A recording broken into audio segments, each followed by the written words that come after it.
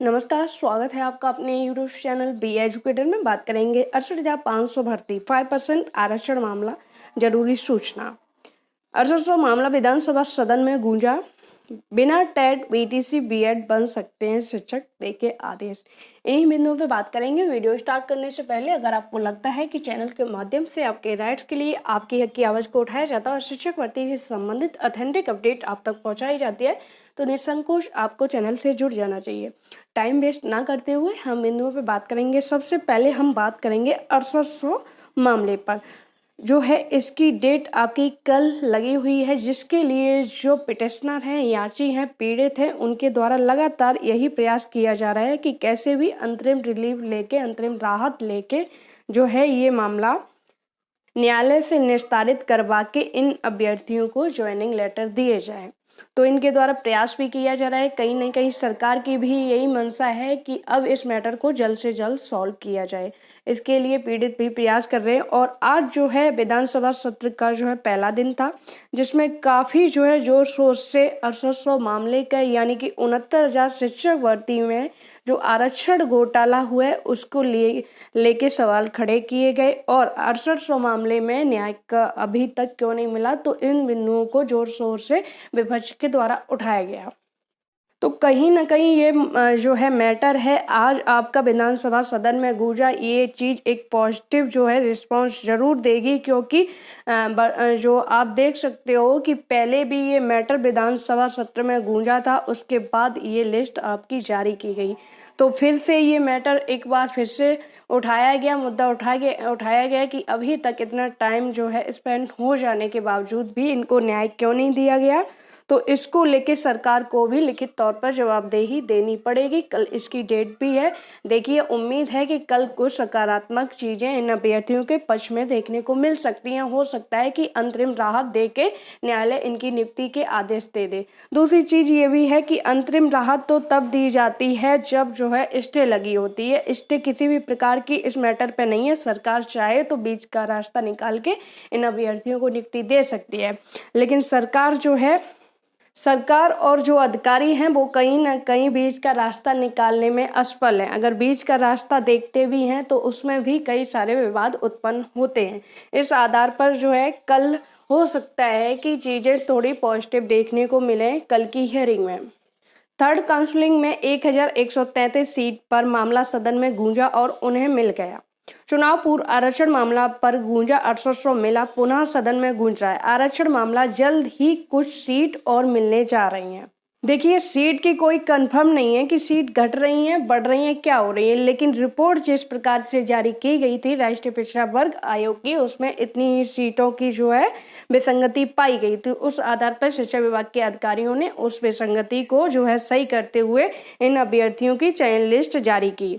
अब जो है सीटों की संख्या घटाई जाती है, बढ़ाई जाती है, वो सरकार के ऊपर है। लेकिन एक चीज है कि ये मामला जो है विधानसभा में आज विधानसभा सदन में गूंजा है, तो आपको इस पर जल्द से ही पॉजिटिव रिस्पांस जो है, सकारात्मक चीजें आपको देखने को मिलेंगी और जल्द ही इन अभ्यर्थियों को नियुक्ति मिलेगी। अब बात करेंगे 5% आरक्षण मामले के लिए 68,500 से संबंधित, जिसमें डेली आप लोगों के द्वारा कोई ना कोई कमेंट्स किया जाता है कि इसमें क्या संभावना है, कब तक नियुक्ति मिलने के जो है चांस हैं।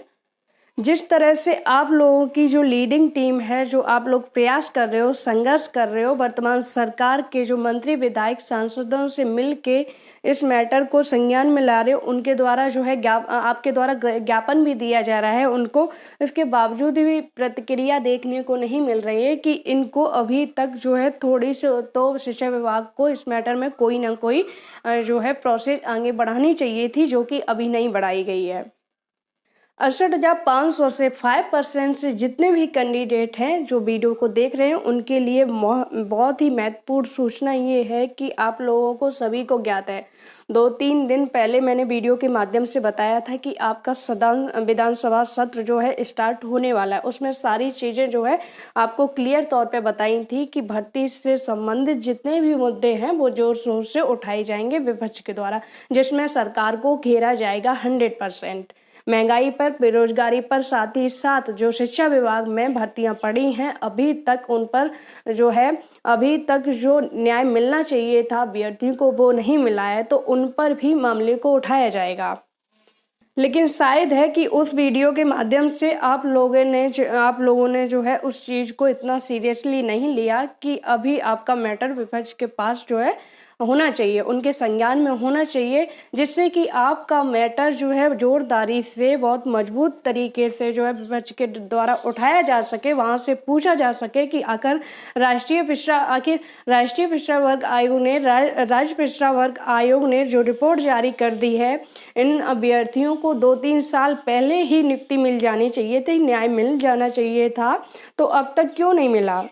विधानसभा में जब आपका मैटर लिखित तौर पर एक जो है लेटर में जो जितने भी राज्य में संबंधित भर्तियां हैं, जितने भी मामले हैं, उनको लिखित तौर पर सरकार से विपक्ष सवाल करता है। पहले दिन जो है सवाल किया जाता है, दूसरे दिन उसका जो है सरकार की तरफ से जो भी विधायक होते हैं संबंधित उस विभाग से वो जो है उनका जवाब देते हैं। तो आप लोगों को चाहिए कि 100% आपका मैटर्स विपक्ष के संज्ञान में होना चाहिए। विपक्ष जब इस पर जो है और सवाल खड़ा करेगा तो लिखित तौर पर सरकार को जो है जवाब देना पड़ेगा, और यहाँ पर सरकार की मंशा भी स्पष्ट हो जाएगी कि आखिर इन अभ्यर्थियों को अभी तक नियुक्ति क्यों नहीं दी गई, इन अभ्यर्थियों को न्याय देने में क्यों देरी हो रही है। आखिर जो संवैधानिक संस्थाएं हैं जो है उन्होंने रिपोर्ट जारी कर दी है, 15 दिन में नियुक्ति देने के आदेश दिए थे, और इसके बावजूद भी नियुक्ति नहीं दी जा रही है, तो एक संवैधानिक जो है नियम का फिर औचित्य क्या बनता है, इन सब चीज़ों का जो है मतलब क्या बनता है। आप लोगों के पास अभी वक्त है, अभी विधानसभा सत्र का पहला दिन था और 68,800 मामला आज पहले दिन ही विधानसभा सदन में गूंजा, तो आप देख सकते हो कि 69,000 का आरक्षण मामला कितना हाईलाइटेड है। आप लोगों को भी अपना मामला रखना पड़ेगा, दिखानी पड़ेगी रिपोर्ट की उन 6800 से ज़्यादा आप लोगों का मैटर जो है ज़रूरी है। हजारों की संख्याओं में जो है पीड़ित अभी तक जिनको न्याय नहीं मिला है, 22,000 सीट जो है अभी तक खाली पड़ी हैं, जिसमें स्वतंत्रता सेनानी, भूतपूर्व सैनिक, दिव्यांग अभ्यर्थी हैं। इन पीड़ितों को अभी तक न्याय नहीं दिया गया है। जब विपक्ष जोरदार तरीके से मजबूती से आपका जो है मामला उठाएगा तो सरकार को इस पर कोई ना कोई जवाब देनी ही पड़ेगी। मंत्री विधायक आपके सामने झूठ बोल सकते हैं, आपको झूठा आश्वासन दे सकते हैं, आपको जो है मामला आपका जो है पेंडिंग में डाले रह सकते हैं, लेकिन विधानसभा सदन में झूठ नहीं बोल पाएंगे। हर चीज़ वहां पर उनको लिखित तौर पर देनी पड़ेगी। अगर झूठ बोलेंगे तो विपक्ष फिर से क्रॉस क्वेश्चन करेगा। अगर आप लोगों के माइंड में एक चीज़ है कि अगर विपक्ष इस मामले को उठाता है तो आपका मामला जो है पॉलिटिक्स में चला जाएगा, तो आप ये चीज़ गलत सोच रहे हो। देखिए, आपका मामला विवादित है, आपके साथ अन्याय हुआ है, तो विपक्ष में विधानसभा सदन में ये चीज़ जब उठाई जाएगी तो लिखित तौर पर उनको जवाब देना पड़ेगा। और विपक्ष इसीलिए होता है कि जो राज्य में मामले और विवाद हो रहे हैं, जो बेरोजगारों के साथ अन्याय हो रहा है, जो अभ्यर्थियों के साथ भर्तियों में जो है अन्याय हो रहा है, उनको न्याय नहीं मिल रहा है, तो उसका जो है मामले को उठा सकें, फिर विपक्ष का भी कोई मतलब नहीं बनता है। एक राज्य में जो है 68,500 की शिक्षक भर्ती करवाई जा रही है, उसमें साफ तौर पर संवैधानिक नियमों का उल्लंघन किया जा रहा है, तो विधानसभा सत्र में ये चीज़ें तो भाई उठाई जाएंगी। विपक्ष नहीं उठाएगा तो कौन उठाएगा। जब सरकार आपके मामले का जो है हल नहीं निकाल रही है, सरकार आपकी समस्याओं का समाधान नहीं कर रही है, तो आपको जो है आपका मामला जायज़ सी बात है कि विपक्ष ही उठाएगा। उसमें पॉलिटिक्स जैसी कोई चीज़ नहीं है। विपक्षी नेताओं का भी यही दावा रहता है कि उनका संघर्ष अभी जो है रुका नहीं है, सड़क से सदन तक संघर्ष होगा। जो भी जरूरी मुद्दे हैं, मामले हैं, उन पर आवाज़ उठाती जाती रहेगी। अभी आप लोगों के पास काफ़ी समय है, पर्याप्त समय है। आज से पहला दिन था विधानसभा सत्र का, आज से जो है इसकी प्रोसेस शुरू हुई है। आपका मामला विपक्ष में पहुंच जाएगा तो वहां पर लिखित तौर पर सरकार को जवाब देना ही पड़ेगा। अगर वर्तमान समय में आप जो है टीचर बनने का ख्वाब रख रहे हो, आपको जॉब चाहिए, तो संघर्ष भी हर स्तर से करना पड़ेगा, चाहे भले ही फिर आपका मामला जो है आपको विपक्ष के द्वारा उठवाना पड़े। बात करेंगे बिना टेट बीटीसी बीएड बन सकते हैं शिक्षक, देखिए आदेश। मैटर आपका जो है मृतक आश्रित से कोटे से संबंधित है। पहले तो मैं यही प्रे करूंगी कि कभी भी किसी भी फैमिली को इस कोटे की आवश्यकता ना पड़े, लेकिन फिर भी कभी कभी ऐसा होता है कि हमें इस तरह की सिचुएशन को फेस करना पड़ता है। लेकिन जब फेस करना पड़ता है तो काफ़ी सारी प्रॉब्लम्स हमारे फैमिली में होती हैं, हमारे साथ होती हैं, जिनको फेस करना जो है इम्पॉसिबल होता है। सरकार भले ही मृतक आश्रित कोटे को लेके कितने भी नियम क्यों न बना ले, लेकिन एक सदस्य के जाने के बाद उस परिवार की जो स्थिति सिचुएशन हो जाती है, जिसका अंदाजा सरकार या अधिकारी नहीं लगा सकते। वर्तमान समय की बात की जाए तो अभी तक क्या होता था कि अगर किसी विभाग में कोई भी व्यक्ति सर्विस कर रहा है और उसकी अगर डेथ हो जाती है तो उसके परिवार का जो जीवन यापन है उसके लिए उसके किसी एक परिवार के सदस्य को किसी भी विभाग में जो है जॉब दे दी जाती थी, नौकरी दे दी जाती थी, ऐसा नियम है। लेकिन इसके लिए भी काफ़ी मेहनत करनी पड़ती थी और काफ़ी चक्कर लगाने पड़ते हैं, उसके बावजूद भी जॉब नहीं मिलती है। ये सारी चीज़ें जो है हर रोज़ देखने को मिलती हैं और इन सारी चीज़ों से शायद आप लोग भी अवगत हो कि जो है नियम सरकार बना देती है, लेकिन उनको फॉलो करने में, उनको लागू करवाने में सालों साल बीत जाते हैं। वर्तमान समय की बात की जाए तो अगर मान के चलिए कि अगर शिक्षा विभाग में कोई व्यक्ति सर्विस कर रहा है, अपनी जॉब कर रहा है, उसकी जो है डेथ हो जाती है, तो फिर उसके जो परिवार के किसी भी सदस्य को उस पद पर जो है अगर वो योग्यता रखता होगा, यानी कि शिक्षक की योग्यता क्या होती है, अभी प्राइमरी शिक्षक की योग्यता है टेस्ट, सुपर टेट, बीएड या बीटीसी या फिर जो है शिक्षा मित्र होना चाहिए। अगर ये जो है डिग्री है तभी वो उस पद पर यानी सहायक अध्यापक के पद पर नियुक्ति ले सकता है मृतक आश्रित कोटे में। अगर उसके पास ये योग्यताएं नहीं हैं, यानी कि BEd, BTC, super TET qualify नहीं है, तो भले ही वो मृतक आश्रित में है, उसको सहायक अध्यापक के पद पर यानी कि सेम पद पर, जिस पद पर उसके जो है किसी अपने की डेथ हुई है, किसी अपने की हानि हुई है, उसी पद पर उसको नियुक्ति नहीं दी जाती थी। हाँ, उसी विभाग में किसी बाबू या उससे नीचे पद पर जैसी उसकी योग्यता थी, योग्यता के योग्यता के अनुसार ही उसको जॉब दे दी जाती थी उसके स्थान पर।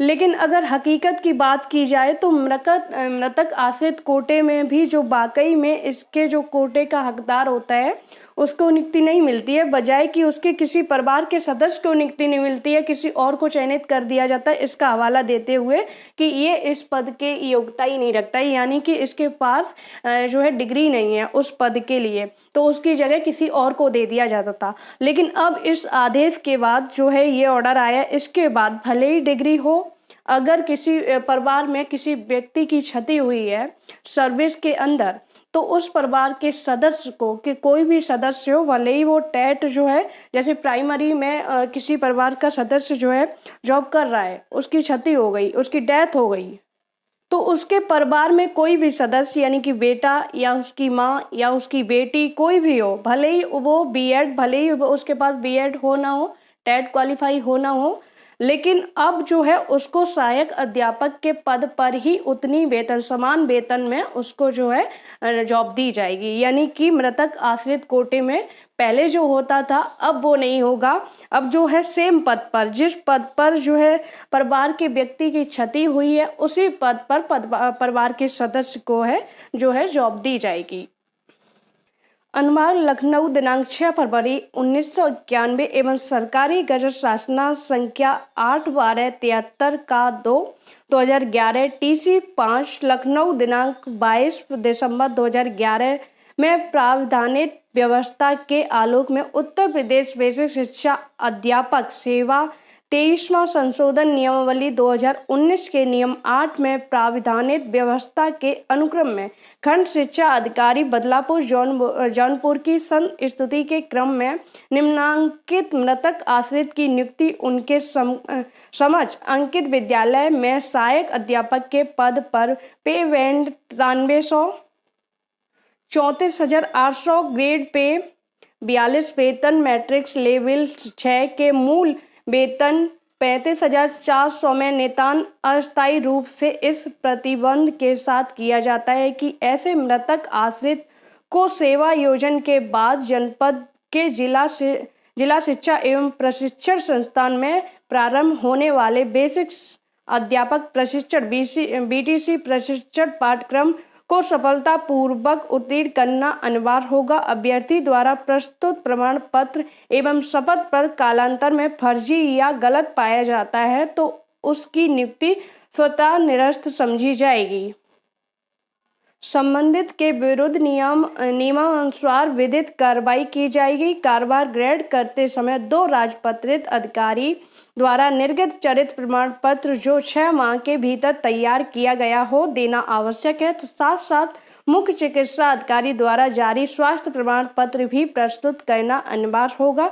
कार्यभार ग्रहण करते समय समस्त प्रमाण पत्रों की 2 प्रमाणिक छाया प्रति खंड शिक्षा अधिकारी को प्रधानाध्यापक प्रभारी प्रधानाध्यापक के माध्यम से दी जाएगी, जिसका मिलान वे मूल प्रमाण पत्र से करेंगे तथा समस्त की प्रति खंड शिक्षा अधिकारी के कार्यालय में रखी जाएगी।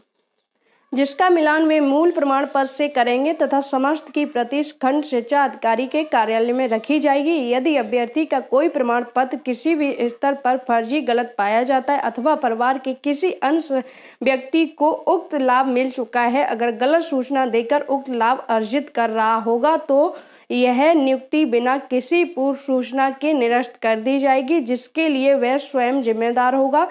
शैक्षिक प्रमाण पत्र अंक पत्र के सत्यापन जांचों उपरांत वेतन भुगतान हेतु पृथक के आदेश निर्गत किया जाएगा।